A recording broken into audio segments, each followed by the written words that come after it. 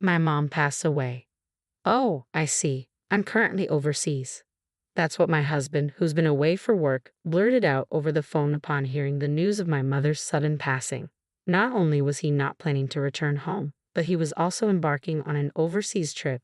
I was stunned, but what unfolded 3 days later was even more surreal. His own parents passed away, and I couldn't reach him. The grim reality of being unable to attend his parents' funeral due to his decisions would soon haunt him.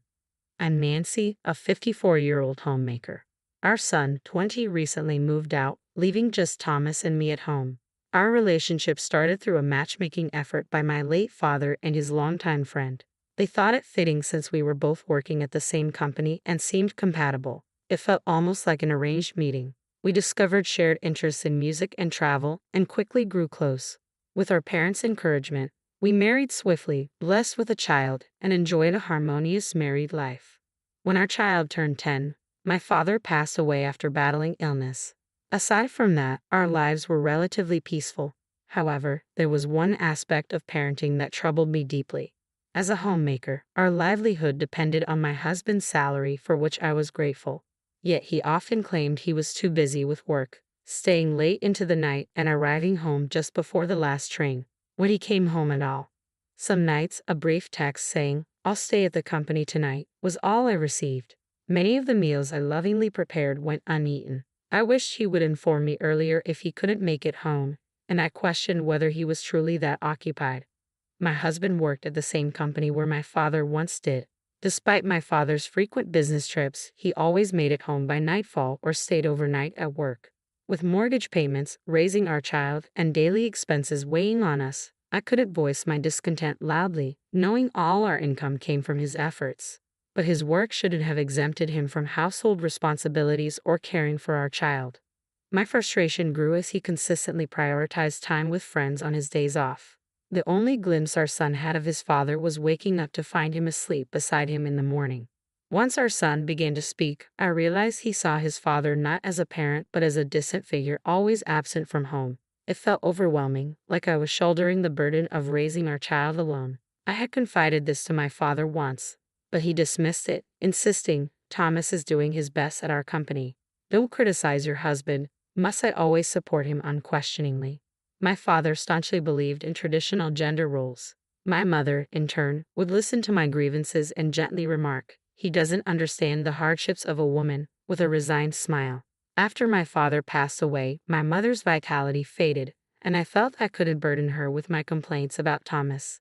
Though she often complained about my father to me, deep down, she loved him. I had hoped to emulate my parents' loving household, but despite outward appearances, ours was different. In truth, I yearned for mutual respect. Before I knew it, a decade had passed in much the same routine. Even after our son grew up and moved out, our daily life remained largely unchanged. One day, I cautiously expressed my feelings to my husband, who rarely paid attention to household matters. "Listen, dear, now that our son is grown and living on his own, perhaps you don't need to work such long hours. I'd like you to come home earlier and spend more time here with us. We could tackle chores together, share meals." My intention was simply to encourage him to spend more time at home, but he took offense at the mention of chores and reacted with anger. "What do you think I'm working so hard for every day? And you don't even work. You expect me to come home exhausted and still do housework." With that, he yelled and slammed the front door as he stormed out of the house. The resounding slam echoed his deep frustration. At this rate, he might not return home for days. Though my heart ached deeply, my mind strangely stayed calm. Why is it like this? All I want is a harmonious life with my husband. Did I say something wrong? Could I have handled it better to avoid upsetting him? My mother, in similar situations, seemed to handle them with grace. What's different between her and me? As I pondered, tears began to trickle down my face without my realizing it. 4 days later, my husband returned home. I'm sorry, I apologized to him. I wasn't entirely sure what I was apologizing for. I didn't feel like I had done anything wrong, yet I always apologized, and he always forgave me. This had become our routine way of reconciling. "Yeah, whatever," he said, but our relationship clearly deteriorated after that. Or perhaps it was just my dissatisfaction. Until now, I had always assumed fault and acted submissive. But this time, I couldn't feel that way anymore. I found I couldn't respect my husband. About a month later, while things remained strained between us, he dropped a bombshell. I've been transferred to Alaska. I'll be moving alone. My husband, who had grown increasingly distant, suddenly disclosed this news. Alaska, it's so far away. It feels like our hearts are already that far apart. All right, understood. Please take care. That's all I could manage to say. He packed his bags and departed for Alaska. In no time, I found myself alone in our once bustling home. It felt surreal that not long ago we were a family of 3 here. We had been married for nearly 30 years. I had soldiered on for our child's sake, but now that child was gone. Lately, it seemed divorces later in life weren't so uncommon. I wonder if we'll end up like one of those statistics. Just as I pondered this, my smartphone rang. It was my mother calling. Perhaps I could seek her advice on this matter. Perfect timing, I muttered as I picked up the phone. Hello, I'm Dr. Johnson from Chicago General Hospital. Am I speaking with the daughter of the phone's owner? A sinking feeling washed over me. Yes, I'm her daughter. Is something wrong with my mom at the hospital? Please stay calm. Your mother passed away recently due to acute heart failure. We need you to come to the hospital right away. Everything went black before my eyes. My mom is gone. Could there be some mistake? Just last week, she sounded perfectly fine on the phone. Hello? Are you still there? Hello? I'm sorry. I'm just in shock and confused. That's understandable. My condolences for your loss. I'll be there as soon as possible. Please tell me the address. I rushed to the hospital. At the reception desk, I provided my name and was directed to her room. Upon seeing her lifeless form, there was no doubt it was my mother. Facing the reality, the weight of her absence settled in. Until I arrived at the hospital, part of me hoped it was a mistake, that maybe my mom had just misplaced her phone, and someone else had a heart issue. It all feels so sudden. I hadn't even had the chance to thank her properly for raising me. Could you give us some time alone? I asked, and the nurse kindly left the room. That's when I finally let myself break down and cry. After gathering myself, I began to make arrangements for the funeral. Let's see. First, I need to reach out to the relatives and make arrangements. And I should also inform Thomas. I dialed my husband Thomas's number. He answered with a distant tone, and as I explained the situation, he simply replied, I see. Not just I see. The funeral is happening soon. I need you here. He informed me he was about to embark on an overseas trip with colleagues, a statement that inadvertently drew a sharp response from me. He defended himself, citing his constant work and asserting the right to take time off. Deciding not to argue further, knowing it would lead to, who do you think provides for us? I contacted our son, and together we organized the funeral.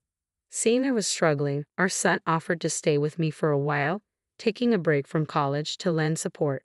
As soon as the funeral concluded and I hoped for a moment of respite, a call came from my husband's brother.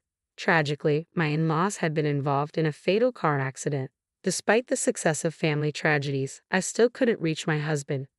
Modern smartphones usually work overseas, but I can't get through to Dad, my son remarked. Depending on the country or his phone settings, he might not be able to receive calls. Deciding to try email instead, I wrote, he'll surely get in touch once he returns from his trip. A week passed with no reply. When my son checked with his office, they confirmed he was on paid leave but due back in 3 days. What country is he in? Has he not seen my emails? What about his parents? Suspicious that my husband might be with his mistress, I hired a private investigator. Within 3 days, I got the answer. He was indeed having an affair. My husband took a woman he met on his trip to Japan sightseeing. I received several photos of them happily exploring the city together. It seems he's having quite a good time. In his new assignment in Alaska, I questioned what I had been accommodating all this time. Was it concern for my hard-working husband? In reality, he's just a deceitful man who travels abroad for pleasure and engages in affairs. This might not be his first time. Filled with anger, fueled by years of patience, I called my husband's office and urgently requested to speak with him. Hello? What's so urgent? I've asked you not to disturb me at work unless it's important. Didn't you read my email? Our parents have passed away. You mean your mom, right? You mentioned that earlier. Are you still upset about it?